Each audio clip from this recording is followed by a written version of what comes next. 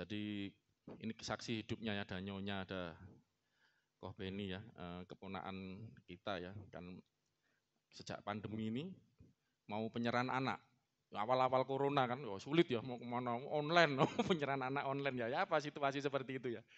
Terus di Solo ya, kemudian ya apa kalau saya kan hamba Tuhan juga ya, gimana kalau melayani penyerahan anak ya enggak apa-apa lah, sekalian waktu itu mulai agak longgar ya, bisa ke Solo, kita doakan ya. Itu masih umur berapa waktu itu Ben? 1 tahunan ya, belum sampai ya. 1 tahunan ya. Itu ya waktu kita doakan ya, terus terang ini masih anteng ya, kecil gini, itu 1 tahun ya apa, didoakan itu nangis aja. Gelisah nangis ya, mungkin badannya lagi nggak enak, waduh. Saya terus terang mendoakan ya, waktu itu waktu main ke sana, terus kita ambil waktu, kita doakan pikir sana, saya tak suruh ngerekam ya, terus kita nyanyi mbah Tuhan doa, wah gak bisa dilihat saudaraku ya apa, nangis suaranya, wah. Saya doakan itu ya agak terganggu jujur aja saudaraku. Tapi saya tetap dengan iman percaya ya, seperti firman yang kita bacakan tadi bahwa Yesus berkata, biarkan anak-anak itu datang ya. Karena Tuhan mau memberkati mereka, dan mereka ini adalah orang-orang yang punya kerajaan surga. Saudara tahu enggak? Ya memang habis doakan ya gitu aja ya, istilahnya kan apalagi situasi waktu didoakan kan mungkin lagi nggak enak badan kan, sering sakit ya istilahnya waktu itu ya, sering panas, sering demam ya segala macam. Terus kita pulang kan, ya cuman berapa hari kan, 2-3 hari di Solo. Saudaraku tahu enggak, terus dikabari ya saudaraku, besoknya terusnya, habis didoakan, ya itu bukan saya ngomong loh, saya enggak pernah mikir, bisa jalan. Terus sekarang hampir enggak pernah sakit ya, itu loh saksinya. Terus pinter anaknya segala macam gitu ya. Makanya kadang kita anggap ini seperti kayak ritual gitu ya, seperti upacara agamawi sakramen gitu ya. Tapi saudaraku kalau benar-benar dilakukan dengan iman itu luar biasa ya buat anak-anak kita. Amin saudaraku ya. Dan itu ada apa nyata, kita lihat sendiri. Sekarang udah umur 2 tahun ya anak ini ya saudaraku ya. Luar biasa ya, sekarang suka joget-joget. Sehat ya, puji Tuhan. Dan yang luar biasa harus bisa jalan ya, cepat waktu itu ya, luar biasa lah. Ini masih bayian anteng saudara ya, itu waktu itu ya. Puji Tuhan, Tuhan kita luar biasa saudara ya. Oke. Nah ini saudara ya, saya sebelum masuk lebih lanjut ya. Kadang-kadang memang ya inilah kelemahan kebanyakan orang Kristen ya, enggak semua sih ya. Suka kalau dengar khotbah itu khotbah yang untuk dirinya. Apa ya, untuk diriku ini apa, dapat apa. Lupa kadang-kadang ketika diajarkan bukan untuk dirinya, untuk Tuhan. Ya. Ketika khotbah mengajarkan Tuhan, wis iku koyo seolah-olah gak tertarik. Seolah-olah itu jauh dengan urusanku loh, ya apa. Kadang-kadang saya itu sedih, ngelus dada. Ya. Tapi kalau khotbah, maaf ya, kenapa berkat itu khotbah-khotbah berkat, ya berkat khotbah-khotbah tentang pertolongan Tuhan itu kan menarik gitu. Memang itu luar biasa kan, tapi itu tanpa sadar itu karena dia jemaat sedang mencari untuk dirinya. Tapi ketika khotbah mulai mengajarkan siapa Tuhan itu, mengajarkan Tuhan lebih dalam, itu kayaknya itu loh saudaraku kadang-kadang. Makanya tapi saya tidak peduli, yang penting ini waktunya. Saya sudah 28 tahun pelayanan, sudah 29 tahun sekarang, hampir 30. Saya melihat jemaat terlalu dinina-bubukkan ya dengan khotbah-khotbah nina bubuk ya. Tapi ketika diperkokoh dasar iman kekristenannya, ketika diajarkan tentang Tuhan itu mulai ya agak kurang tertarik saudaraku ya.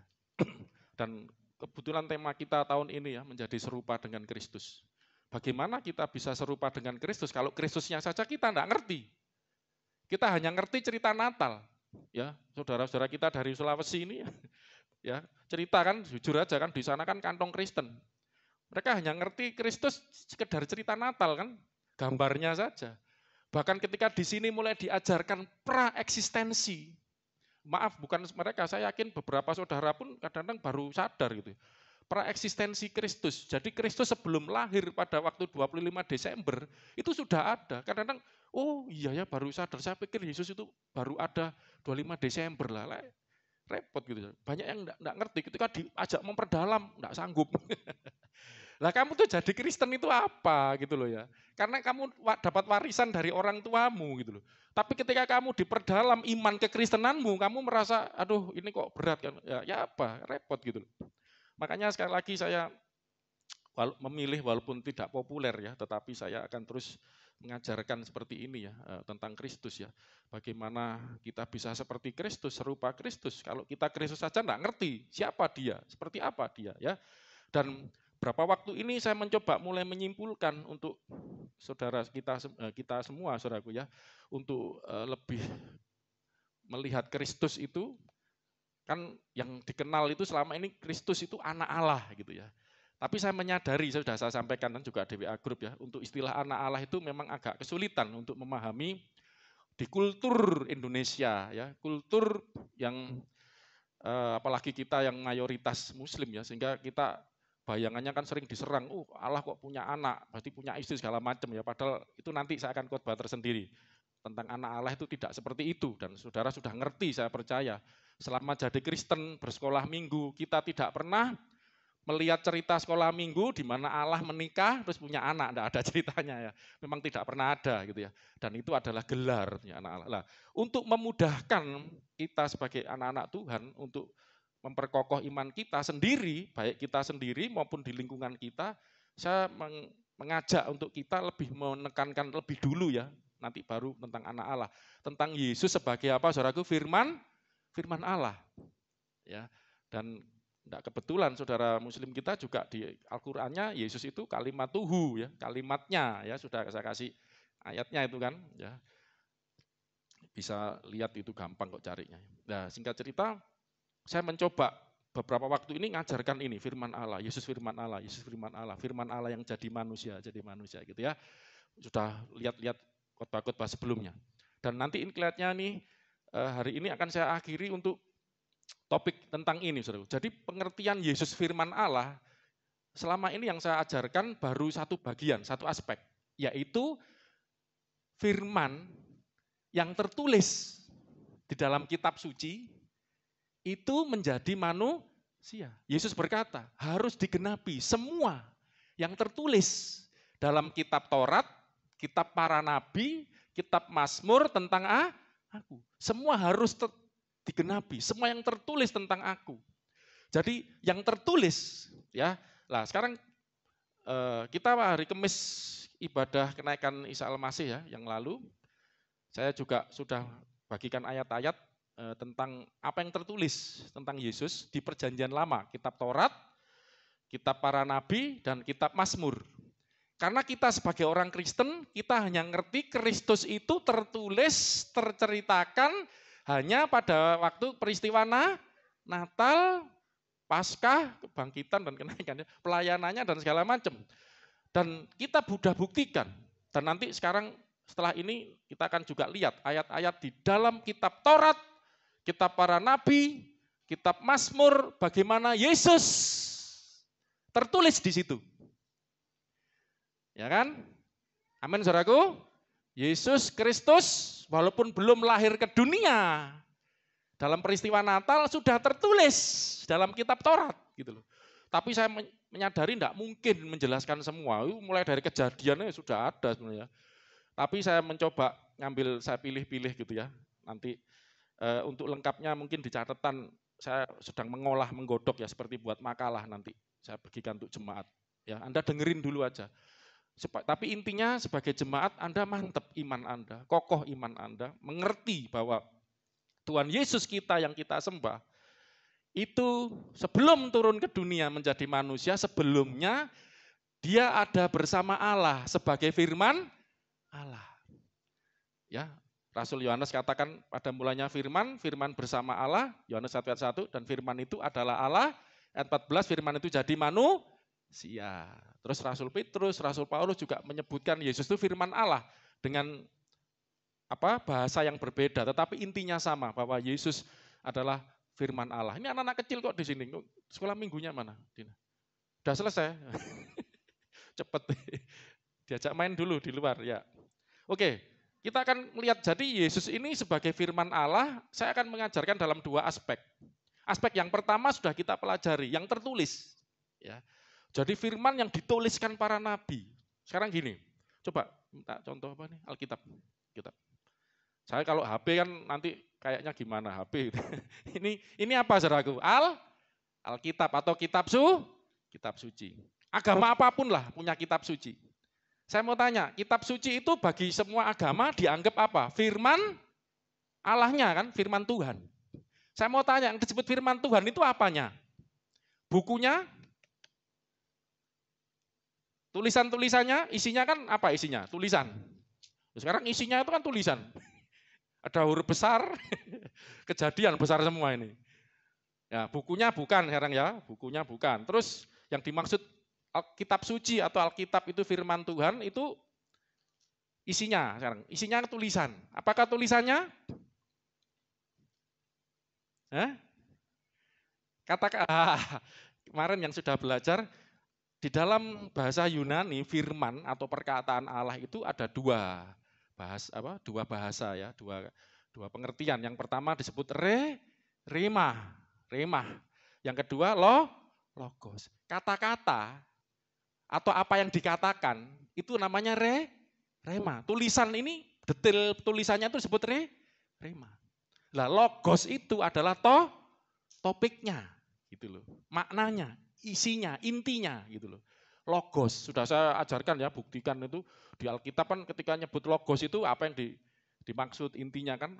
Contohnya waktu Yesus waktu ngomong ketika banyak orang menolak dia supaya digenapi yang tertulis dalam kitab Taurat mereka bahwa mereka membenci aku tanpa alasan. Itu ternyata diambil dari dua ayat, Mazmur berapa sama berapa kan.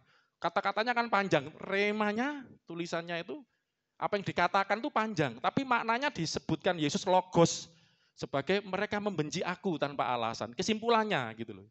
Jadi yang disebut Yesus firman Allah, Yesus adalah logos, bahasa Yunaninya itu logos, itu adalah bukan tulisannya ini, tapi inti dari tulisan ini. Isi dari Alkitab ini berbicara tentang Kristus.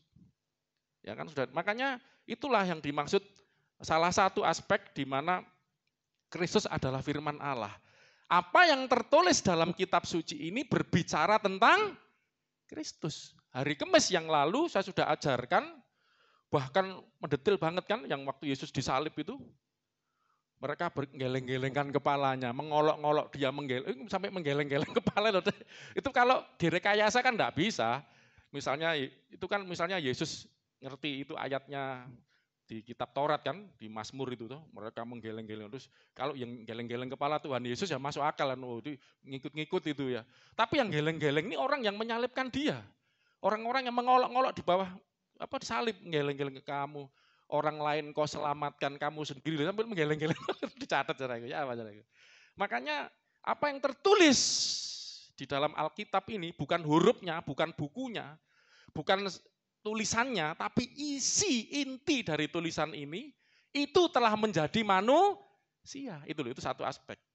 Jadi makanya Yesus ngomong, biar semua yang tertulis tentang aku di dalam kitab Taurat, para nabi, kitab Mazmur itu harus digenapi. Gitu ya.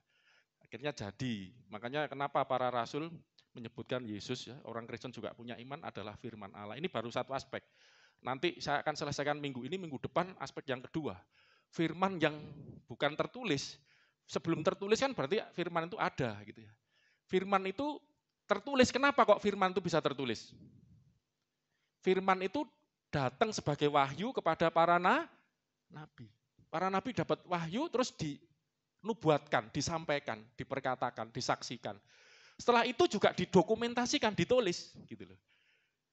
Jadi akhirnya firman yang mereka terima yang datang kepada para nabi akhirnya menjadi tertulis. Tapi sama-sama nanti kita yang minggu depan akan belajar firman yang sebelum tertulis itu yang ada bersama Allah itu nanti itu yang ke situ nanti kita akan belajar.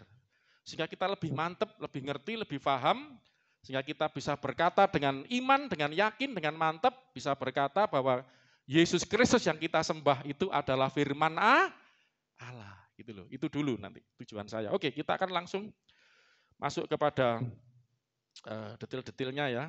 Tapi saya akan pilih karena kalau semua nggak mungkin nyampe waktunya. Saya akan pilih beberapa ayat dengan cepat, nanti ada dua yang saya pikir agaknya ini perlu dijelaskan. Kita akan melihat bagaimana apa yang tertulis di dalam kitab suci ini tentang Yesus digenapi, menjadi wujud, menjadi nyata di dalam hidupnya Kristus. Kita akan lihat tentang mulai kelahirannya ya. Minggu lalu sudah saya pilih tentang ini kan, ada seorang perawan ya, anak Dara mengandung melahirkan anak laki-laki ya, dan namanya adalah Immanuel ya. Banyak nama Immanuel hari ini. Tadi yang diserahkan juga Immanuel ya, persis nama omnya ya. Omnya yang datang juga Immanuel ya, dan sebelahnya calon istri omnya ya. Ya, oke. Kita lihat ini keren Saudaraku, ayat yang ini. Tentang kelahiran. Markus 1 ayat 1 sampai 3. Coba buka Markus 1 ayat 1 sampai 3. Ini pernah di Carousel Group saya mencoba menunjukkan. Tapi memang saudara mungkin baru belajar ya, akhirnya coba sih jelaskan ayat ini.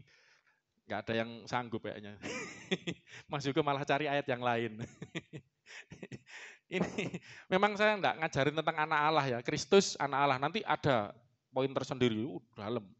Kita belajar Kristus anak Allah. Nanti sedikit saya singgung ya, supaya kita enggak bingung juga sebagai orang Kristen mantap iman kita juga bisa menjelaskan iman kita kepada orang-orang sekitar kita. Coba lihat ayat ini. Inilah Markus 1 ayat 1 ya. Permulaan Injil tentang Yesus Kristus.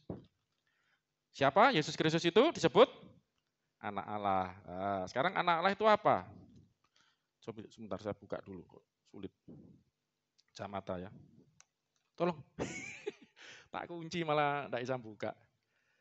Kemudian ayat kedua, seperti, saudara kalau mau belajar Alkitab, itu jangan keburu-buru bingung dulu. Waktu membaca ayat pertama, baca ayat bawahnya, mesti ada penjelasannya. Seperti ada tertulis, apa saudaraku?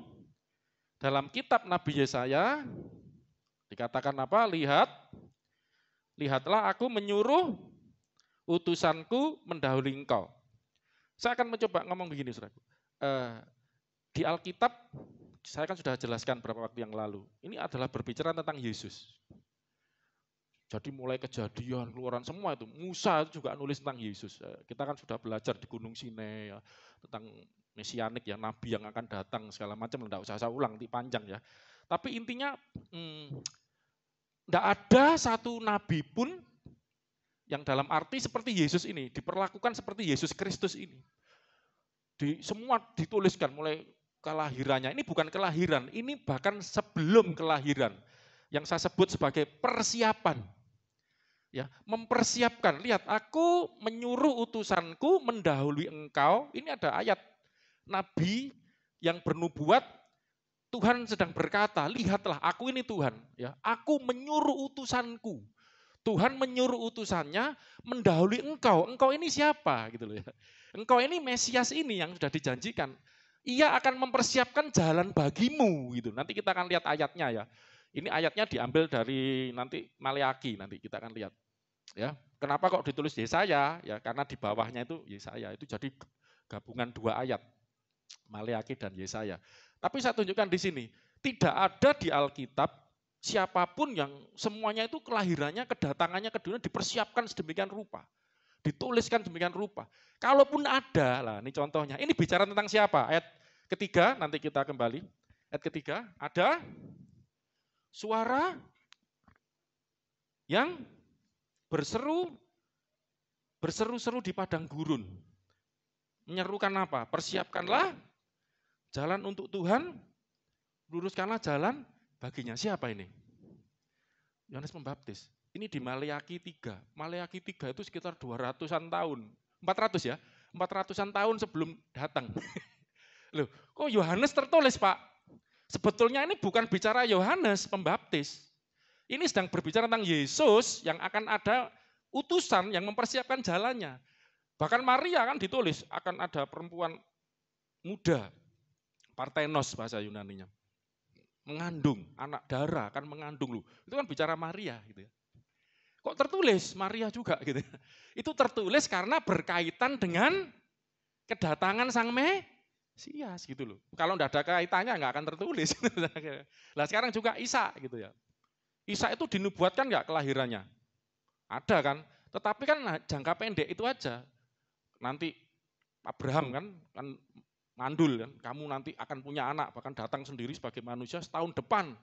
Terus Sarah tertawa itu kan, ceritanya gitu. Itu kan untuk jangka pendek itu aja, karena ada janji bahwa akan dapat anak ya. Puji Tuhan, Mas bahagia sama Mbak Ratih, bersyukur. Ya, ini berkat Tuhan, ya kan? Ini tapi jangkauannya kan hanya pendek itu. Dan waktu ada janji, nanti keturunanmu ini akan jadi raja besar.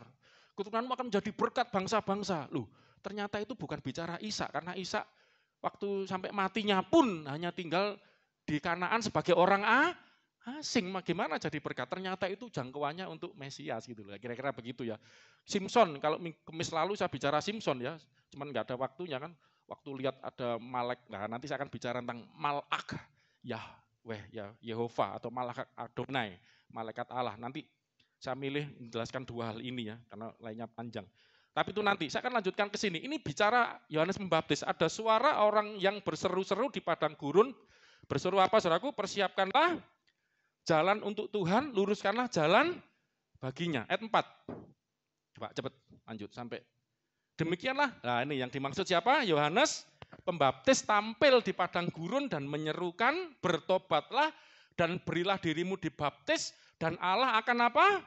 Mengampuni dosamu. Tuhan. Ayat 5. Lalu datanglah kepadanya orang-orang dari seluruh Yudea. Yudea itu provinsi, saudaraku. Dan semua penduduk Yerusalem itu ibu kota. Ya. Dan sambil mengaku dosanya, mereka dibaptis di sungai Yordan. Wah, luar biasa, ada suara yang berseru-seru di padang gurun, bertobat, kerajaan Allah sudah datang. Dan Allah akan mengampuni dosamu. Oh, orang berbondong-bondong datang. Ini ada anugerah Tuhan, pengampunan dosa ya, dibaptis di sungai Yordan. Terus ayat 6, Yohanes pakai jubah unta, ikat pinggang kulit, ini ciri khas bajunya Nabi. Ini Elia itu bajunya juga gini, makanannya belalang dan madu hutan. 7. Inilah yang diberitakannya, sesudah aku lah ini. Yohanes Pembaptis memberitakan apa? Akan datang Ia, 1, 2, 3, yang lebih berkuasa daripadaku. Membungkuk dan membuka tali kasutnya pun aku tidak. Ya, ini satu ungkapan saking besarnya dia, aku ini loh jadi kesetnya aja nggak pantas. Nanti akan ada yang datang lebih besar dan lebih berkuasa.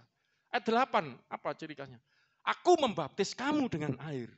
Ini aja sudah terjadi lawatan, pertobatan. Tetapi Ia yang akan datang kemudian daripadaku, yang dimaksud siapa? Ia ini? Kristus. Ia akan membaptis kamu dengan apa? Roh Kudus. Dari itu muncul pertanyaan. Apakah saudara tahu enggak Roh Kudus itu apa sih? Rohnya Allah. Siapa yang bisa membaptis manusia dengan rohnya Allah gitu? Ini pertanyaan. Aku membaptis kamu dengan air, tanda pertobatan. Tapi nanti yang merasa nggak layak, jadi kesetnya pun nggak layak. Itu loh baptis kamu dengan Roh Kudus. Rohnya Allah itu loh dicurahkan melalui dia. Ini kan tanda tanya, wow, sopo ini? Lah, kalau kembali ke ayat 1, wow, sopo ini adalah Yesus Kristus, anak Allah. Lah, sekarang kan pertanyaannya nanti kalau kita pakai istilah gini, anak Allah ini ngopo loh. Kok Allah punya anak? Lah, ini kan makanya kenapa saya mengarahkan sebelum pengertian ke sana, enggak apa-apa itu nanti. Tapi belajar dulu tentang pengertian sebelumnya sebagai firman Allah. Jadi sebelum anak Allah ini dinyatakan, dia adalah firman. Firman itu menjadi manusia dan kita lihat kemuliaannya, kemuliaan yang diberikan kepadanya, 14 ya, yaitu sebagai anak tunggal Allah. Jadi anak Allah itu adalah firman Allah, tapi itu klaim aja, nanti penjelasannya berikutnya. Saya akan ngajak kita melihat siapa itu yang dimaksud anak Allah, siapa itu Kristus. Ya. Kita akan lihat ayat yang ke Maleakhi 3, 4 ayat 1. 400 tahun sebelum ini terjadi, tulisan Alkitab di dalam Maleakhi, Nabi Maleakhi dapat wahyu, firman datang, firman itu dituliskan, Maleakhi 3 ayat 1, akhirnya digenapi melalui Yohanes Pembaptis yang mempersiapkan kedatangan Tuhan Yesus. Ayo baca sama-sama, 1, 2, 3. Lihat, ini Tuhan yang ngomong, firman Tuhan ngomong. Maleakhi menyampaikan firman Tuhan, kemudian menuliskan, ya, mendokumentasikan dalam kitab suci. Lihat, aku Tuhan ya menyuruh utusanku Supaya ia, utusanku ini apa? Mempersiapkan jalan di mana? Di hadapanku. Coba kita ke tadi. Kemana? Markus 1 coba. Jalannya siapa? Mempersiapkan jalannya siapa? Ayat 2. Seperti ada tertulis, lihat aku menyuruh utusanku mendahului engkau, ia mempersiapkan jalan bagimu. Tadi ku kok jadi mu? Ini jalanmu. Jalannya, jadi Allah berbicara, akan ada utusanku mempersiapkan jalan bagimu, ya Mesias ini. Tapi di Maleakhi 3 ayat 1, ini Tuhan sendiri ngomong.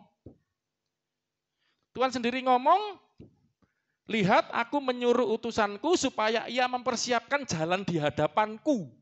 Jalanku apa? Ku kok jadimu? Nah inilah makanya kenapa orang Kristen mengenal Tritunggal gitu ya. Ku kok jadimu gitu ya. Berarti ada kejamaan dalam diri Allah. Allah ini sedang ngomong kepada salah satu hipostasisnya. Nanti apa itu? Rungokno sik ngono ya. Mempersiapkan jalan di hadapanku. Lah ini saudaraku, ini luar biasa ini. Dengan mendadak, Tuhan yang mendadak itu tiba-tiba. Suatu kejadian suddenly gitu ya, suatu yang cepat. Tuhan yang kamu cari itu mempersiapkan jalan di hadapanku. Jadi Tuhan itu menyuruh utusan mempersiapkan jalan baginya, bagi Tuhan sendiri. Dan dengan mendadak Tuhan yang kamu cari itu, habis ngomongku, terus ngomong pribadi yang lain. Ini sebut Tuhan, Kyrios. Tuhan yang kamu cari itu, mana tadi? Akan masuk ke baitnya. Malaikat perjanjian yang kamu kehendaki, lalu mulai dijelaskan. Ini Tuhan, ini malaikat yang, bukan malaikat, malaikat perjanjian.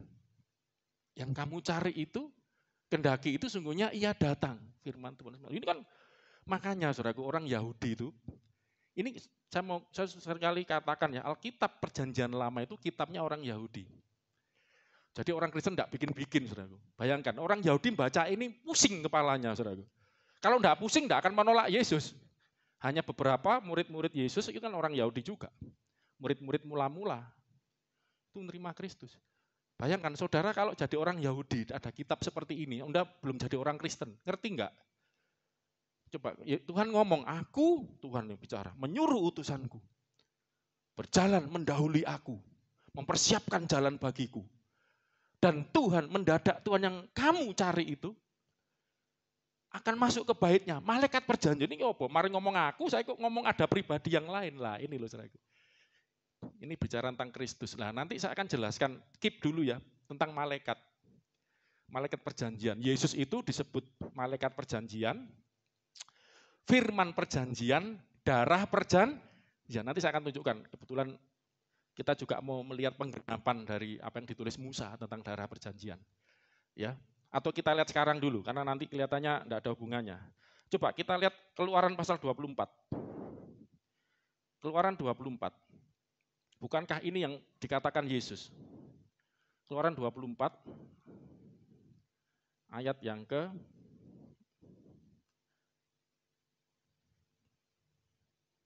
ini aja, mulai 1. Saya baca cepat ya, mulai 1, saudara ikuti.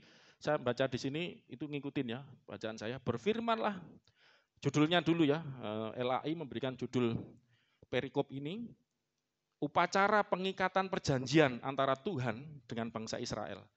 Ya, ada pengikatan perjanjian. Kata-kata perjanjian itu penting banget. Katakan perjanjian, 1, 2, 3, perjanjian. Alkitab kita disebut perjanjian lama dan perjanjian baru. Anda dan saya disebut umat perjanjian. Katakan 1, 2, 3, umat perjanjian. Kata perjanjian ini penting. Ya, makanya orang menikah itu juga perjanjian. Kapan kawinnya ya? Perjanjian. Ya. Itu penting. Berjalankah dua orang bila mereka tidak sepakat, tidak buat janji? Perjanjian. Nikah itu bukan yang penting upacaranya ya, Mbak ya. Enggak usah bingung apa nek corona ngene, mewah-mewah sudah. Sepenting Mas Im janji, kowe yo janji sehidup semati, sampai maut memisahkan, janji di hadapan Tuhan, itu yang penting. Jalan udah. Sebetulnya ya, cuman ngikuti tradisi harus ada upacara. Janji di hadapan Tuhan, ya di hadapan hamba Tuhan untuk mewakili, misalnya gitu ya. Jadi Perjanjian itu penting. Alkitab penuh dengan perjanjian.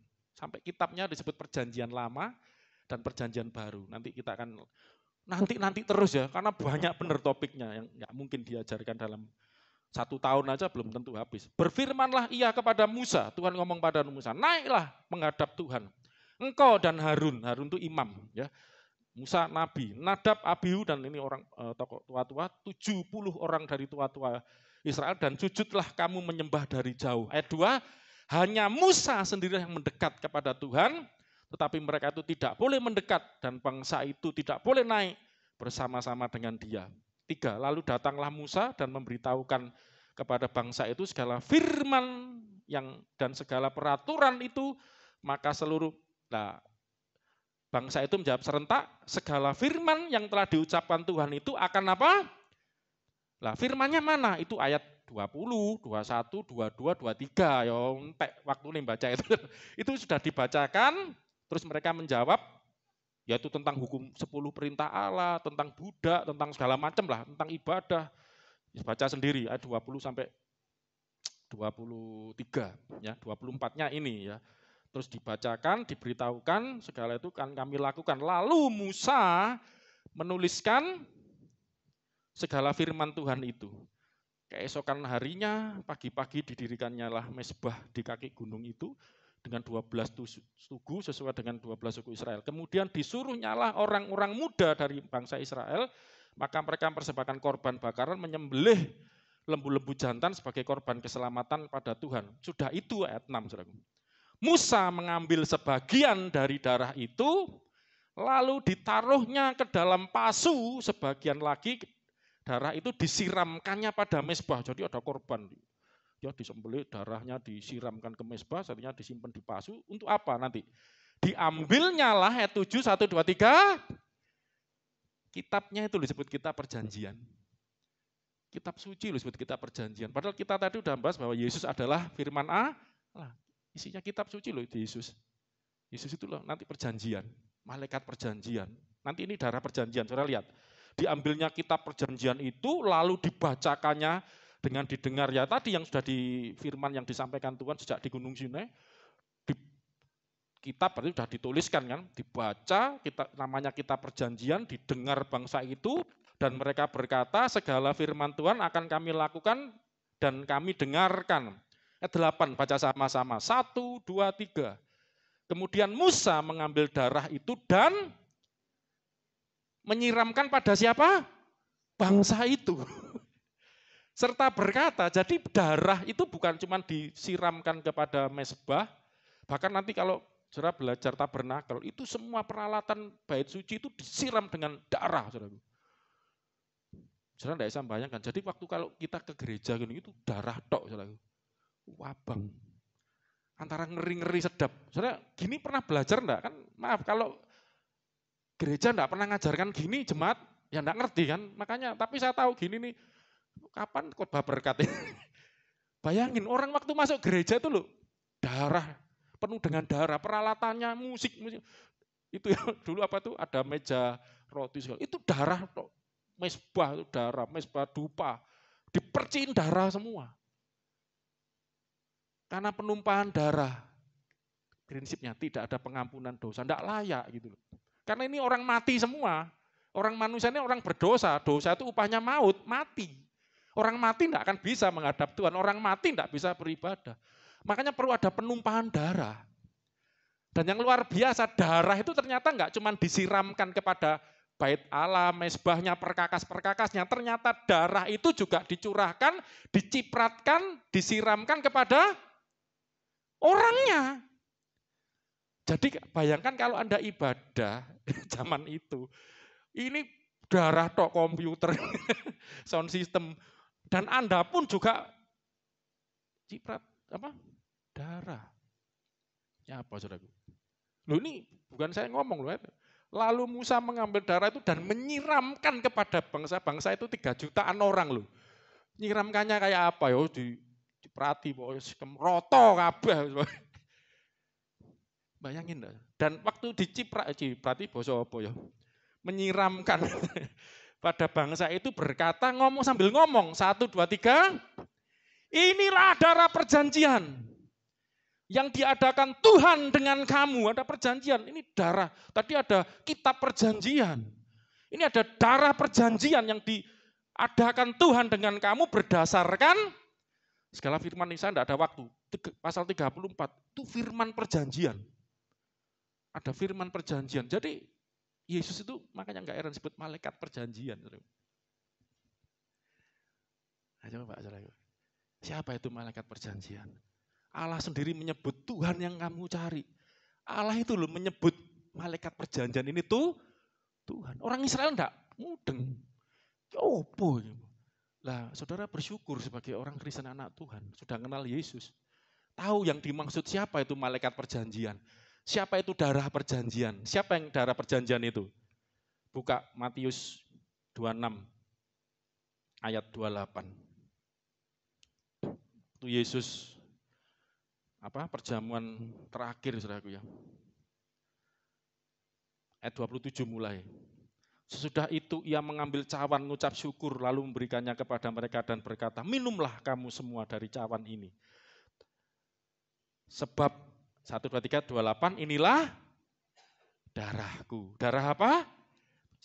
Tapi yang diminum darah beneran atau bukan? Bukan ya, nanti orang Kristen kok sadis minum darah. Baca ayat ini, bukan. Ini anggur. Tapi Yesus berkata, inilah darahku, darah perjanjian yang ditumpahkan. Kenapa? Yesus belum disalib kan? Ini peringatannya gitu ya. Sakramennya, perjamuan kudus untuk memperingati ya. Untuk pengampunan bagi banyak orang. Gitu. Makanya nanti perbuatlah ini untuk mengingat akan aku. Jadi waktu Yesus disalib darahnya tercurah itu sudah dituliskan oleh Musa ya, bayangannya dituliskan melalui pengorbanan lembu-lembu dan domba untuk seluruh umat. Bayangin, itulah darah perjanjian. Nah nanti bicara malaikat perjanjian, saya akan begini ya, 45 menit saya ngomong gini. Ya apa saudara? Wah, Kak nutut semua mesti. Oke, kita lanjut. Itu tentang malaikat, nanti keep dulu ya. Jadi ada suatu misteri ini. Tuhan ngomong, aku akan menyuruh utusanku mendahului aku. Tapi di Markus, karena Rasul Markus ya murid Yesus ngerti, ini bicara tentang Kristus, mendahului engkau, mendahului aku, dan Tuhan yang kamu cari ini, malaikat perjanjian ini akan muncul nanti di baitku. Kira-kira begitu ya. Jadi satu misteri, anggap aja misteri. Siapa itu malaikat perjanjian? Kita akan itu tentang kelahiran ya. Nah, kalau gitu saya akan tunjukkan tentang malaikat aja. Saya akan bicara malaikat kalau waktunya enggak nutut. Saya percaya, saya yakin Anda sudah percayalah ya. Kalau saya tunjukkan nanti kurang menarik, monoton ya. Ayat ini di sini Yesus lagi gini banyak banget. Ini aja untuk tambahan sebelum saya nanti jelaskan tentang malaikat, panjang banget soalnya agak panjang. Tapi akan saya usahakan ya, saya rangkum sedikit tentang mujizat. Mujizatnya Tuhan Yesus itu loh. Orang sudah ngerti semua. Yesaya 1000-an tahun sebelum Yesus datang ke dunia sudah menubuatkan tentang mujizat ya. Yesaya pasal 35. Saya baca Yesaya aja ya. Kalau mujizat banyak di Alkitab ya, tentang Yesus. Bayangkan 1000 tahun sebelum Yesus datang ke dunia melayani. Kalau hari Kamis sudah saya jelaskan tentang perumpamaan ya. Yesus khotbah tentang perumpamaan, enggak usah buka lagi nanti panjang. Itu mujizat, itu sudah ada dituliskan semua. Yesaya 35 ayat 5 sampai 6. Yesaya 35 ayat 5 sampai 6. Yesaya 35. 1 2 3. Pada waktu itu, waktu Mesias datang. Ini waktu itu orang Israel ya baca gini ya, sebelum Yesus datang ya enggak ngerti orang Yahudi itu apa itu. Pada waktu itu mata orang-orang buta akan apa saudaraku? Dicelikkan. Dan telinga orang-orang tuli akan dibuka. Terus 6.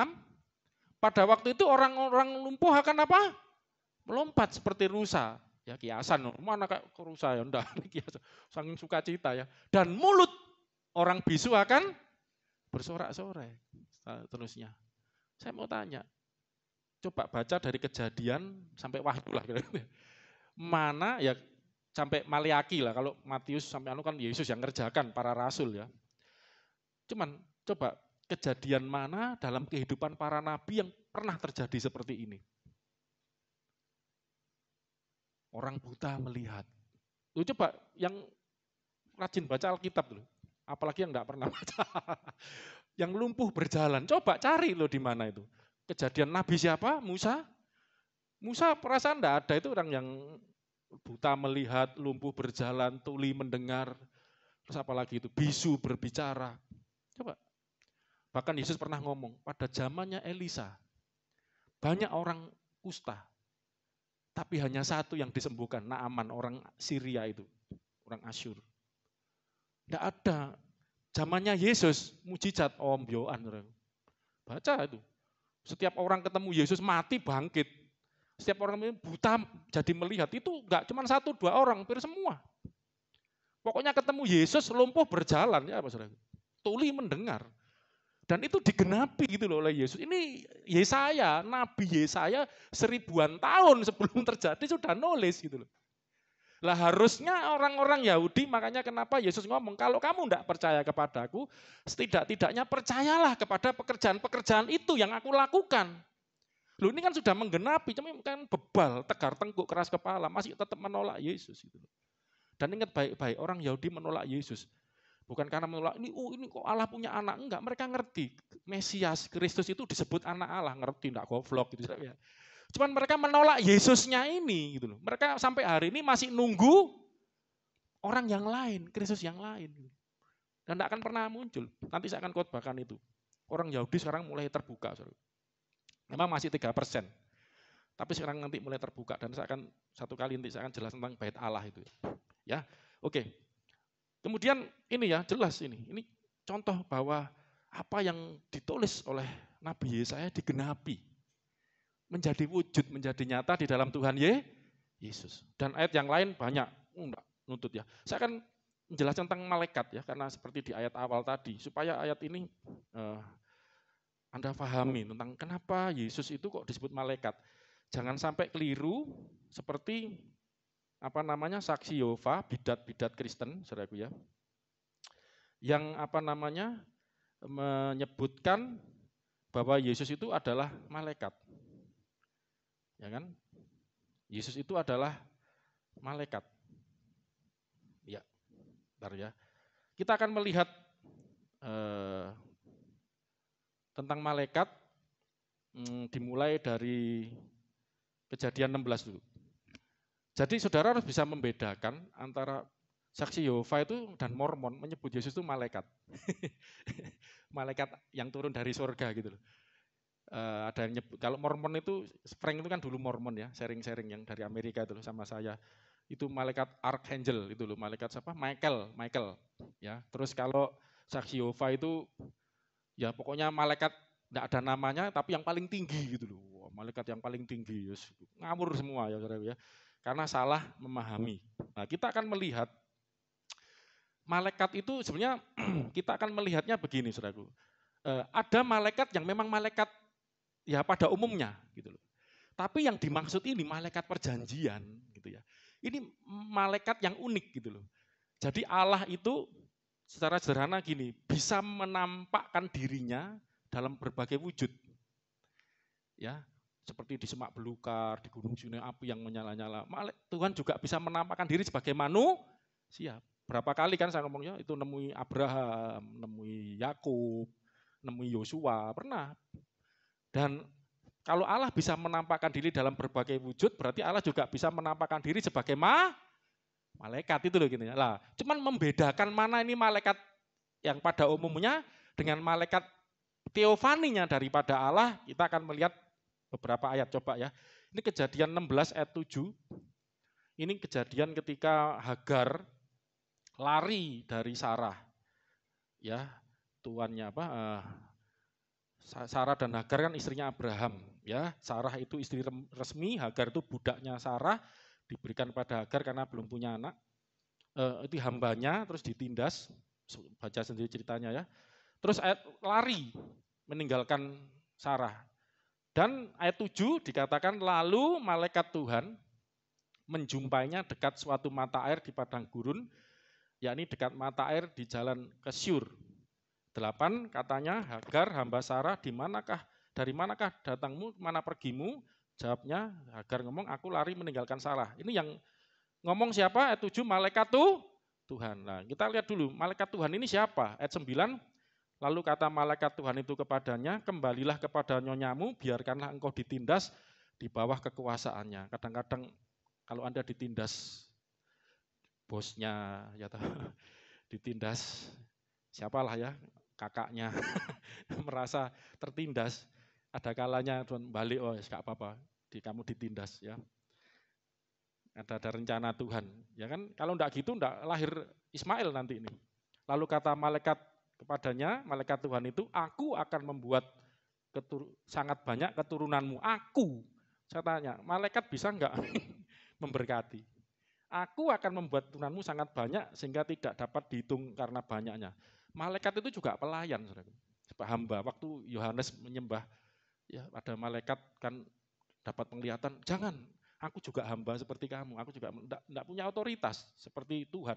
Tapi malaikat ini luar biasa, punya otoritas. Aku akan membuat keturunanmu sangat banyak. Sehingga ada saat dihitung, kau akan mengandung. Selanjutnya kata malaikat Tuhan itu 11, mengandung, melahirkan anak laki-laki, dan menamanya Ismail. Bahkan menubuatkan, sebab Tuhan telah mendengar tentang penindasan atasmu itu. Lu ada berkat, saudaraku ya. Kalau Anda ditindas siapapun, kembalilah. Biarkan dirimu ditindas, ada berkat menantimu. Amin, saudaraku. Dan Ismail ini dikatakan seorang laki-laki, saudara jangan terlalu mengidentikan ya Ismail dengan orang Islam, dengan Arab. Enggak, saudaraku. Lain kali kita lihat, Tuhan itu, Alkitab itu enggak seperti itu sebenarnya. Ismail ini diberkati Tuhan juga. Seperti laki-laki yang lakunya seperti keledai liar, demikianlah nanti anak itu tangannya melawan tiap orang, pokoknya nanti baca sendiri ya, dan dia akan diberkati seperti itu, nanti di tempat lain dia melahirkan 12 raja bahkan.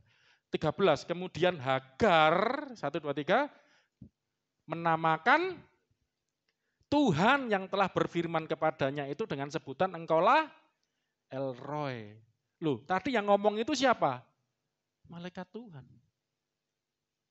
Tetapi otoritasnya sama dengan Tuhan gitu loh. Memberkati, nanti kamu akan punya anak. Loh, malaikat ya enggak bisa. Malaikat cuma memberitahukan. Ketika datang kepada Maria, salam bagimu, orang siapa engkau? Aku Gabriel, diutus Tuhan memberitahukan. Loh, ngomongnya kan lain. Aku diutus memberitahukan bahwa nanti kamu akan, tapi kan enggak gini, kamu nanti akan memberikan kamu anak, enggak. Coba supaya lebih jelas lagi ya, ada lagi Abraham aja. Abraham ayat 19, pasal 22, sorry. 22.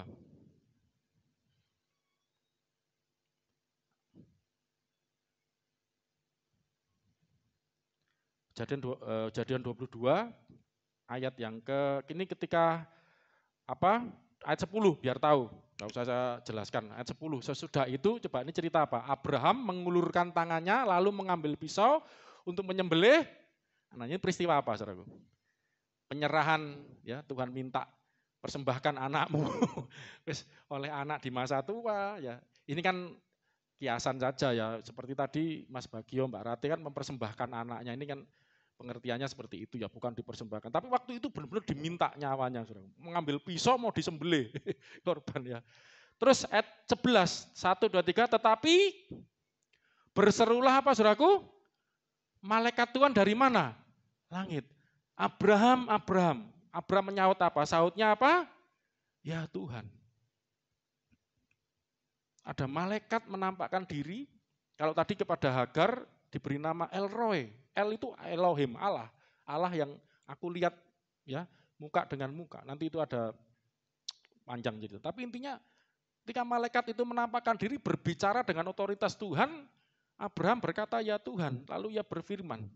Nanti 2-3 ayat lagi lebih jelas. Lalu ia berfirman, malaikat Allah ini ya, malaikat Elohim. Malak Yehovah. Tuhan ini huruf besar semuanya. Ini terjemahan dari nama Yehovah, Yahweh. Lalu ia berfirman, jangan bunuh anak itu, jangan kau apa-apakan dia, sebab telah kau ketahui sekarang bahwa kau takut akan Allah, dan kau tidak segan-segan menyerahkan anakmu yang tunggal kepadaku. Lalu Abraham 13 menoleh melihat seekor domba, ya, jantan di belakang tanduknya tersangkut belukar, mengambil domba itu dikorbankan sebagai korban bakaran pengganti apa saudaraku? Anaknya. Yang luar biasa 14, 1, 2, 3. Dan Abraham menamai tempat itu apa? Tuhan menyediakan, Yehova Yahweh Jireh. Dari sinilah Yehova Jireh itu ya, bahasa Ibraninya. Tuhan Yehova yang menyediakan. Ketika malaikat itu datang, oke. Terus ayat 15, ini otoritasnya lebih kelihatan ini. Untuk kedua kalinya, berserulah malak Yahweh itu, malak Yehova itu dari langit kepada Abraham, katanya, aku bersumpah. Malaikat apa bisa ngomong begini? Aku bersumpah demi diriku sendiri. Demikianlah firman Yehova. Karena engkau telah berbuat demikian, tidak segan-segan menyerahkan anakmu yang tunggal padaku, maka aku, ini Yehova ngomong, akan memberkati engkau berlimpah-limpah, membuat keturunanmu sangat banyak, seperti pasir di laut. Ya, 18, cepat ayat ini yang terkenal ya. Oleh keturunanmu lah semua bangsa di bumi akan mendapat berkat. Keturunannya Abraham itu siapa? Anaknya Abraham, Ishak. Tapi apakah ini bicara tentang Ishak? Oleh keturunan mula, ini bicara satu orang, ini tunggal, bukan jamak. Semua bangsa di bumi akan dapat berkat. Apakah melalui Ishak semua bangsa bumi dapat berkat? Oh, waktu itu belum. Ishak masih orang asing di Kanaan. Ini bicara tentang Yesus, anak Daud, anak Abraham. Ini yang dimaksud Kristus itu. Oke, kemudian biar lebih mantap ya, satu dua lagi. Supaya ngerti bahwa yang dimaksud malaikat ini adalah penampakan Kristus, saudaraku. Penampakannya siapa? Tuhan Yesus. Sebelum datang ke dunia sebagai manusia, ya. Yesus menampakkan diri melalui wujud malaikat Allah. Makanya yang gagal paham dianggap Yesus itu malaikat. Kita akan melihat, kita pilih aja. Nah, ini saudaraku. Kita melihat peristiwanya Yakub. Yakub waktu di Peniel itu ya, tidur, mimpi, melihat tangga sampai ke langit, ada malaikat Allah turun naik, terus ada janji Tuhan. Kita melihatnya Kejadian 31 ayat 11. Ini waktu Yakub cerita kepada istrinya, dia menceritakan kembali bagaimana, ini mimpi Yakub ketika mendapat berkat, pembagian berkat dengan Laban ya, domba-dombanya itu. Ayat 11. Dan malaikat Allah berfirman kepadaku dalam mimpi, Yakub, jawabku, ya Tuhan. Ya, kalau itu malaikat biasa, enggak akan mau seperti itu. Oke, lainnya aja biar cepat. Terus,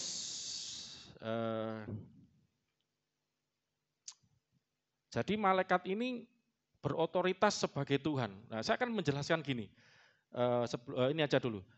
Contohnya di dalam, Musa, 2 lagi ya, Musa itu juga ditemui Tuhan. Ya, Keluaran pasal 3 ayat 2. Musa dijumpai Tuhan di semak belukar yang menyala-nyala. Tetapi sebetulnya itu adalah penampakan diri dari malak Yahweh Yehova ini. Ya, teofani dari Kristus ini. Ayat 2, 1, 2, 3. Lalu malaikat Tuhan menampakkan diri kepadanya, Musa, di dalam nyala api yang keluar dari semak duri. Lalu ia melihat dan tampaklah semak duri itu menyala tetapi tidak dimakan api. Cerita tentang Musa.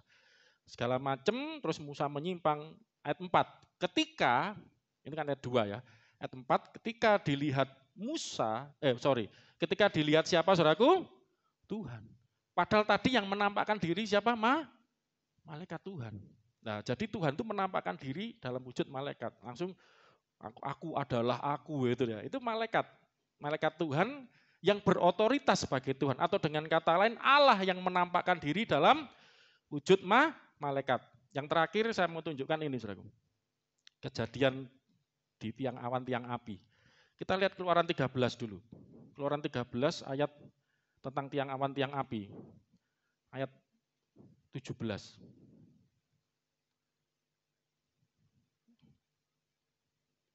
Ayat 21 aja biar cepat. Keluaran, saya ngomong kejadian ya. Keluaran 13 ayat 21. Keluaran 13, 21, 1, 2, 3. Tuhan, ini ketika Tuhan memimpin orang Israel keluar dari Mesir. Tuhan berjalan di depan mereka. Siapa yang berjalan di depan mereka? Tuhan ya. Pada siang hari dalam apa? Tiang awan untuk menuntun mereka di jalan. Pada waktu malam hari sebagai apa? Tiang api. Jadi Tuhan itu bisa menampakkan diri dalam wujud tiang awan. Kalau saudara lihat filmnya itu ya, seperti kayak payung gitu ya, awan, payung supaya enggak kepanasan gitu ya, lihat padang gurun. Kalau malam ada tiang itu seperti api yang sampai ke langit ya, memberikan penerangan dan kehangatan, menyertai ya, orang Israel. Bayangin orang Israel itu lihat Tuhan itu langsung dalam walaupun penampakan ya, menampakkan diri dalam berbagai wujud. Lah Tuhan berjalan kepada mereka, memimpin mereka dalam wujud tiang awan dan tiang api untuk menerangi mereka di malam hari sehingga mereka dapat berjalan siang dan malam. Dengan 22 tidak beralih tiang awan itu tetap pada siang hari, tiang api pada waktu malam. Ya, oke, sekarang kita lihat pasal 14-nya. Ketika dikejar oleh tentara Mesir, Fir'aun, karena menyesal ya, wah orang Israel keluar, kejar, tangkap lagi, jadikan budak. Kemudian ayat 19, baca sendiri ceritanya ya. Ketika mereka mengejar orang Israel terjepit ya, di depan itu laut, ya sudah tahu ceritanya kan, laut Teberau, laut merah, di belakang tentara tentara apa? Mesir, dipimpin Fir'aun mengejar. Ayat 19, kemudian bergeraklah apa saudaraku? Malaikat Allah. Yang tadinya berjalan di mana? Di depan tentara Israel. Lalu berjalan di belakang mereka dan tiang awan itu bergerak dari depan mereka lalu berdiri di belakang mereka. Jadi dengan kata lain, yang ada di dalam tiang awan dan tiang api itu siapa? Loh, saya boleh percaya itu. Kemudian bergeraklah, kan dikejar. Malaikat Allah yang tadinya berjalan depan tentara Israel. Kan mereka, kalau Allah memimpin berjalan di depan sebagai tiang awan. Kalau malam tiang api, ini sebagai tiang awan. Dan tiang awan itu bergerak dari depan lalu di belakang mereka. Lebih jelasnya 20. Demikianlah tiang itu berdiri di antara tentara orang Mesir yang mengejar dan tentara orang Israel. Ini agak unik, saudara. Orang Israel disebut tentara. Saya mau tanya, orang Israel ini siapa sih sebelumnya? Ini waktu keluar dari Mesir loh. Mereka tentara, budak. Tapi Alkitab ngomong tentara. Amin, saudara tentara Allah, amin. Saya ndower Pak, gak apa-apa. Saya pahpo Pak, tentara Allah, kowe tentara Allah. Saya diajari Tritunggal, ndasku gelundung-gelundung Pak, tentara Allah. Dina sampai ngiler-ngiler saya ajari, ayo Pak, off dulu hari ini Pak ya. Kok nih kalau di training engkau tentara Allah, amin. Katakan aku tentara Allah. Ya, disebut tentara orang Israel dan oleh karena awan itu, jadi tiang itu awalnya berjalan di depan. Jadi Allah itu menuntun orang Israel, tentara Israel, waduh, di depan berjalan sebagai tiang awan. Tapi karena di belakang dikejar tentara Mesir, di depan ini ada laut yang menghalangi, terus tiang awan ini dikatakan ayat 19, tiang awan ini bergeser ke belakang, itu karena malaikat Allah, kemudian bergeraklah malaikat Allah yang tadinya, jadi di dalam tiang awan itu, saudara, itu ada malaikat Allah. Malaikat perjanjian itu. Padahal Allah ngomong, aku akan menyertai kamu, aku akan berjalan, tadi loh, ayat Keluaran 13. Ternyata Allah ini punya dua hipostasis, malah enggak belajar dua dulu. Ada Allah, ada Tuhan, kok ada malaikatnya, malaknya ini loh.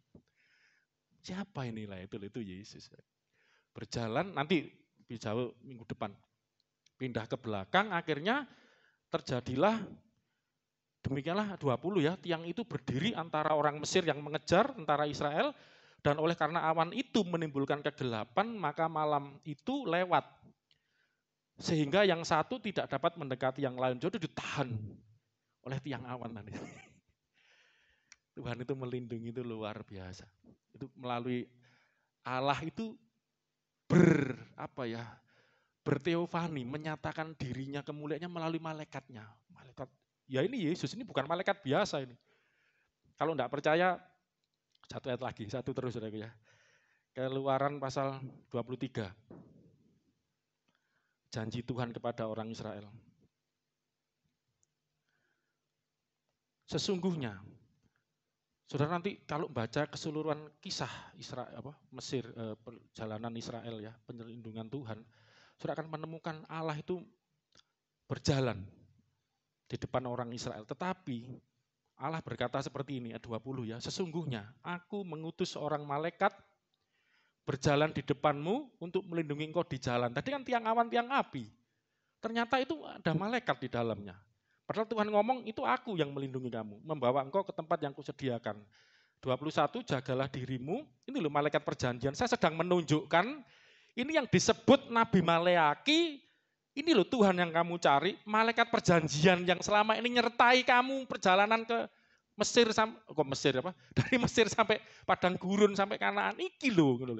Jagalah dirimu dia. Dan Tuhan itu seperti ngomong, ini ya aku tapi ini ya lain gitu. Makanya itu yang disebut hipostasis. Ini sedikit ya.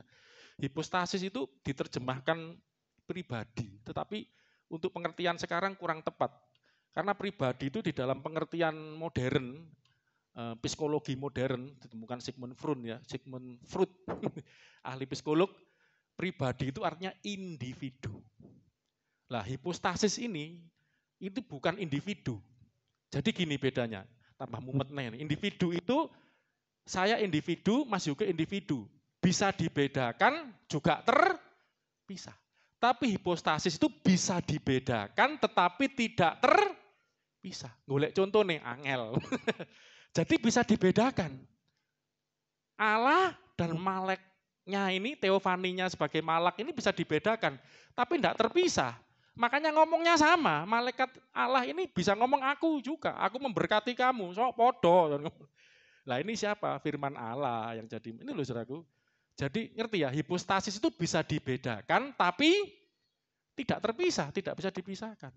Beda dengan individu pribadi. Individu itu bisa dibedakan dan memang terpisah. Wis ngono sik kira-kira ya.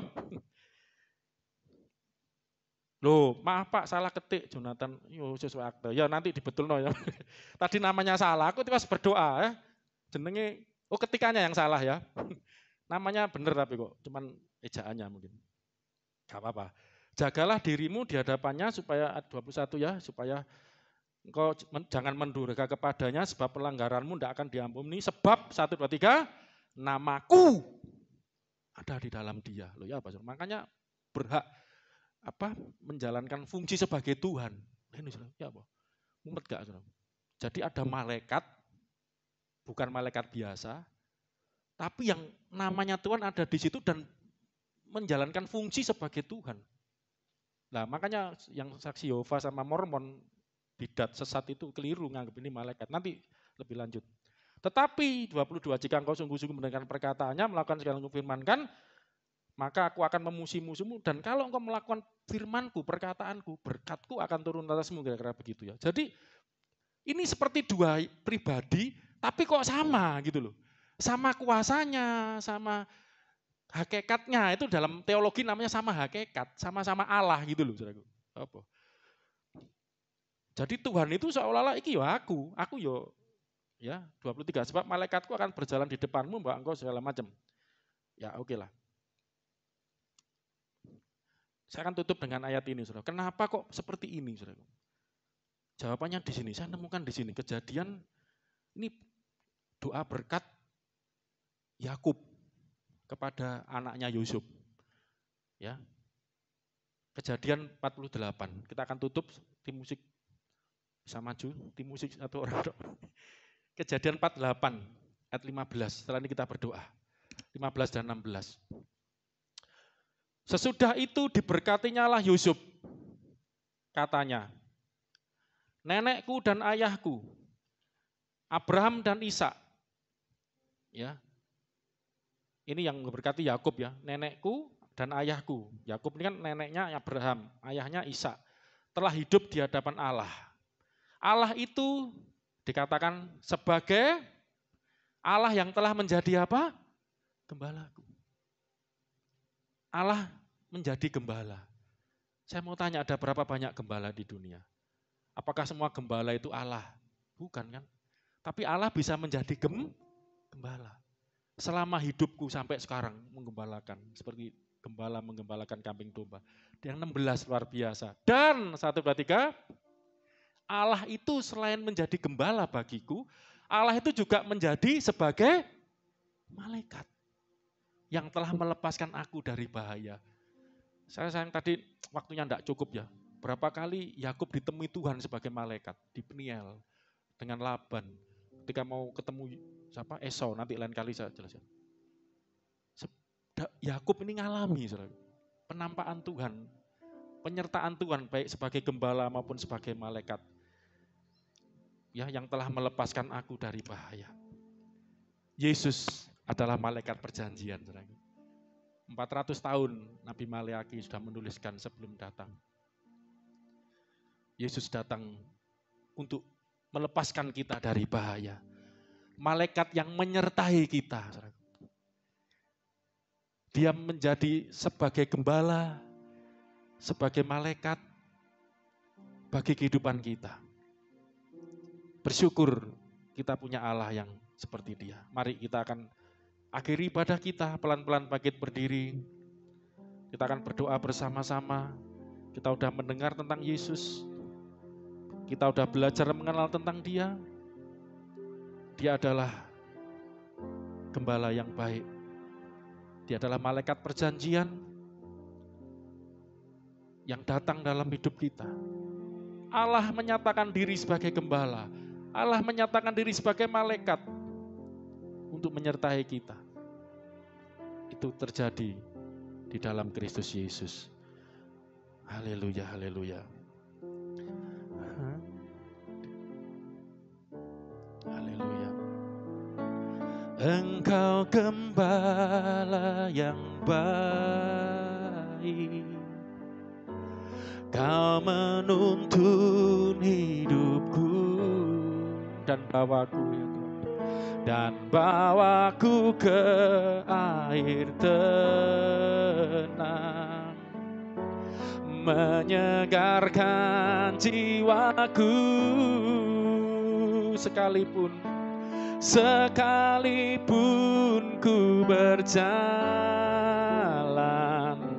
dalam lembah kekelaman,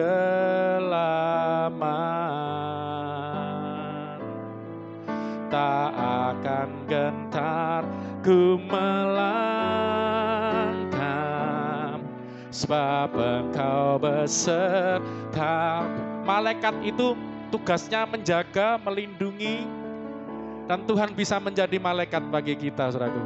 Engkau selain Dia juga menjadi gembala yang baik, seperti doa Yakub kepada Yusuf dan keturunannya, nuntun hidupku, seperti yang dikerjakan Allah kepada orang Israel yang memimpin keluar dari Mesir, perbudakan kepada tanah perjanjian melewat padang gurun, menyegarkan jiwaku. Sekalipun ku berjalan dalam lembah kekelaman, tak akan gentar ku melangkah, sebab Engkau besertaku. Sekalipun ku berjalan dalam lembah kekelaman, tak akan gentar ku melangkah, sebab Engkau beserta. Kita bersyukur punya Allah seperti Allah yang kita sembah, Bapa di sorga di dalam Yesus Kristus. Bukan Allah yang tersembunyi non jauh di sana. Bukan menjadi Allah yang tidak bisa dikenal, tidak bisa dihampiri. Memang Allah itu tidak terjangkau, tidak bisa dikenal, tidak bisa dihampiri. Tetapi karena kasih-Nya, Allah menyatakan dirinya melalui malaikat perjanjiannya, melalui Malah Yehova, Malah Adonai, Malah Elohim, melalui malaikat menyatakan diri sebagai malaikat Tuhan, malaikat Allah, untuk supaya manusia dapat merasakan penyertaannya. Yakub merasakan secara pribadi, makanya dia memberkati Yusuf dan keturunannya Efraim dan Manasye. Allah akan menjadi gembala bagimu. Allah juga akan menjadi malaikat bagimu untuk menyertai, menjaga, melindungi engkau. Orang Israel mengalami, aku akan berjalan di depanmu, akan mengutus malaikat. Oh, malaikat Allah itu akan menyertaimu dalam tiang awan, tiang api. Musa didatangi malaikat Allah dalam semak belukar. Akulah Allah. Oh, haleluya, yang awal dan yang akhir. Allah ayahmu, Allah Abraham, Allah Isa, Allah Yakub. Allah yang menyatakan diri melalui malah itu tadi. Allah kita adalah Allah yang menyatakan diri. Hagar pun ditemui ketika lari dari penindasan tuannya, Sarah. Kembali, aku akan memberkati engkau. Allah menyatakan diri melalui malaikatnya. Kau akan melahirkan keturunan Ismail, melahirkan 12 raja. Abraham dijumpai, ada malaikat dari langit yang berbicara, jangan bunuh anakmu. Aku sudah melihat kesetiaanmu. Aku akan memberikan gantinya. Itu bicara Kristus, domba jantan yang tersangkut, sembelih jadi korban. Luar biasa, Alkitab mencatat. Itulah malaikat perjanjian yang dituliskan Nabi Maleaki, yang digenapi oleh Yesus, yang dituliskan Rasul Markus. Alkitab berbicara tentang Yesus, penyataan diri Allah kepada manusia sebagai firman, sebagai malaikat, bahkan sebagai kuasa Allah. Nanti kita akan terus belajar, sebagai roti hidup, sebagai air kehidupan, sebagai roh kehidupan. Apapun itu, ketika Allah menyatakan diri sebagai gambar dan rupa Allah, itu adalah Kristus yang datang menyapa kita. Temukan Kristus dalam hidup, temukan perjumpaan dengan Kristus. Engkau jadi orang Kristen bukan hanya, oh haleluya, KTP-mu saja yang Kristen, bukan karena engkau jadi anggota gereja, bukan hanya sekedar karena engkau punya Alkitab, kitab suci yang menuliskan tentang firman Allah, tetapi bagaimana firman itu hidup jadi nyata dalam Kristus, dalam pengalaman pribadi dengan Kristus. Mari yang rindu memiliki pengalaman pribadi dengan malaikat perjanjian dari Allah itu, Kristus itu. Mari sama-sama angkat wajahmu, pandang Dia, dan berkata, haleluya, Engkau gembala yang baik, Kau menuntun hidupku dan bawaku ke air tenang, menyegarkan jiwaku. Haleluya. Sekalipun ku berjalan dalam lembah kekeh, takkan gentar, tak akan gentar ku melangkah,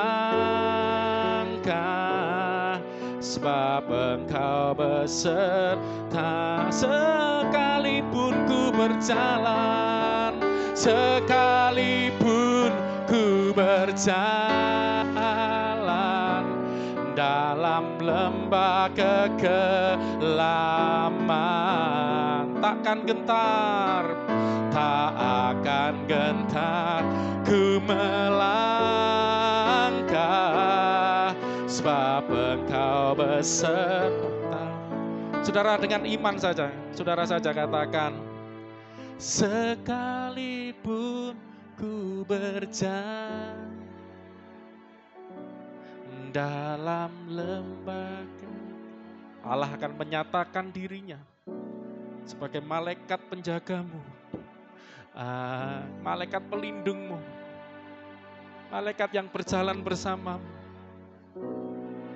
sebab Engkau beserta.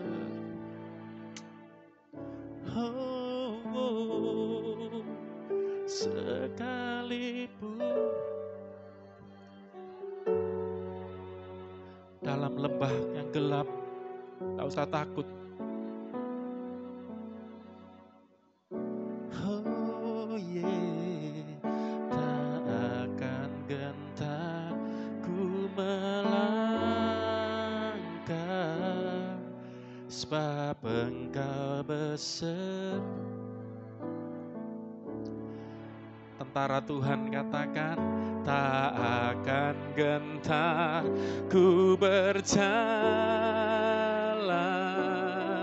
sebab Engkau. Tentara-tentara Allah dengan iman berkata, tak akan gentar, tak akan gentar ku melangkah, sebab Engkau besertaku.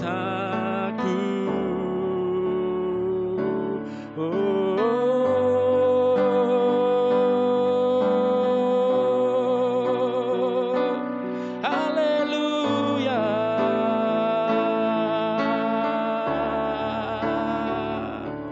Ku berjalan tak pernah sendiri, Kau besertaku Tuhan.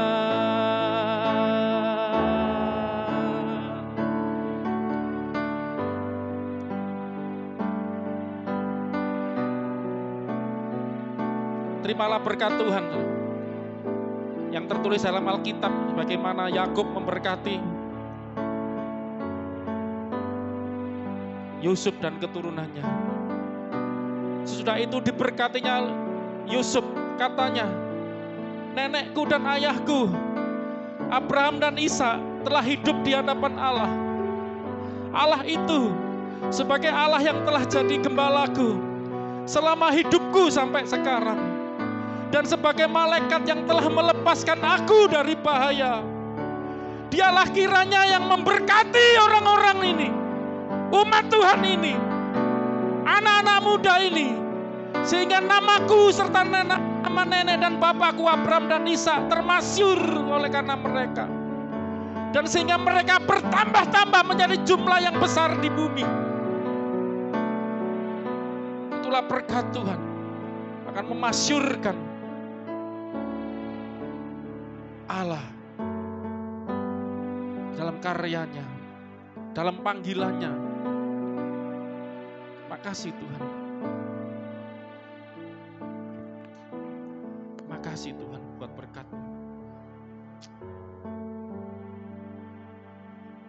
Dengan menyebutkan nama-Mu lah orang Israel akan memberkati. Demikian Allah kiranya membuat engkau seperti Efraim dan seperti Manasya. Namamu, saudara. Jangan minder dengan namamu. Namamu juga akan Tuhan pakai. Ini janji Tuhan, saudara. Mungkin kau malu dengan namamu. Kau merasa namamu tidak baik. Tapi karena engkau di dalam Kristus, Allah di dalam Kristus, namamu pun Tuhan sanggup menjadikannya masyhur untuk memuliakan nama Tuhan. Usaha-usaha yang kau kerjakan, tokomu, nama tokomu apa? Kingsel, apa? Oh, King Akustik. King Akustik, akan terkenal di Mojokerto. Anglo Solo, Depot, terkenal di Mojokerto, bahkan Jawa Timur. Apalagi, saya tadi malam main ke Mas Yulio, namanya Depot, apa? Guanteng. Tidak apa-apa, terkenal juga nanti dalam nama Yesus ya. Wah, luar biasa. Apa yang usaha yang kau kerjakan? Online, Mbak Asih, apa kau kasih nama apa? Asih. Raya Butik, ya. Raya Beauty, oh Raya Beauty. Dibuat masyhur oleh Tuhan. Wow, haleluya, haleluya. Terima kasih Tuhan, terima kasih. Kami punya Allah yang seperti Engkau, yang begitu baik. Siapakah kami ini? Kau begitu mengasihi kami. Apa Mas Immanuel kafenya itu? Masih jalan kan kafenya? Sudah enggak? Nanti satu kali buka lagi apa? Tuhan kasih berkat. Amin. Haleluya, haleluya, haleluya, haleluya. Terima kasih Tuhan. Kau sungguh baik. Berkati anak-anakmu itu tengah-tengah pandemi seperti ini. Tuhan, kau berkati usaha kerjaan mereka Tuhan. Di dalam nama Yesus Kristus berkati Tuhan. Yang menjalankan usaha apapun Tuhan, pekerjaan apapun Tuhan, tolong Tuhan sertai. Yang sekolah Tuhan juga sertai semuanya. Buat berhasil Tuhan, buat beruntung Tuhan, oleh karena namamu yang ajaib itu ya Tuhan. Terima kasih Tuhan, sungguh ajaib. Terima kasih Bapak. Sebelum kita akhiri ibadah kita, mari kita ngucap syukur pada Tuhan. Haleluya. Siapakah aku ini Tuhan? Haleluya. Siapakah aku ini Tuhan? Jadi biji matamu, jadi biji matamu. Biji mata itu kesayangan Tuhan. Dengan apa kan ku balas Tuhan selain puji dan siapakah aku ini Tuhan? Siapakah aku ini? Kau jadikan kesayanganmu ya Tuhan, umat kesayanganmu. Oh, bahkan kau janjikan, masyurkan dengan apa, dan namamu juga akan dimuliakan melalui hidup kami. Selain puji dan sekali lagi, oh siapakah aku ini Tuhan? Jadi biji matamu. Dengan apa kan ku balas Tuhan selain puji dan sembah Kau? Dengan apa? Dengan apakah ku balas Tuhan? Dengan apa ku balas? Dengan apakah ku balas? Sekali lagi Tuhan, dengan apa kan ku balas Tuhan selain puji dan sembah Kau? Jemaat yang dikasihi Tuhan, Allah begitu mengasihimu. Allah merencanakan yang terbaik buat hidupmu. Rancangan damai sejahtera, bukan kecelakaan.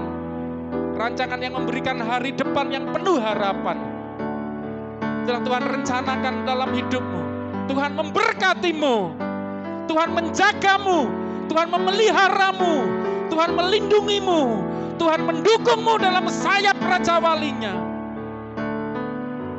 Kau akan tetap naik dan tidak akan turun. Kau akan jadi kepala dan bukan ekor. Terimalah berkat Tuhan yang memberkati, yang mengasihimu, menyayangimu, dan menyertai dari sekarang bahkan sampai selama-lamanya. Dalam satu nama, yaitu Allah yang menyatakan dirinya melalui Yesus Kristus.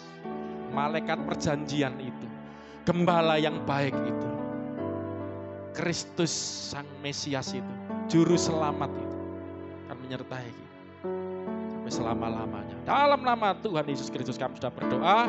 Haleluya. Amin. Selamat hari Minggu. Tuhan Yesus memberkati kita semua.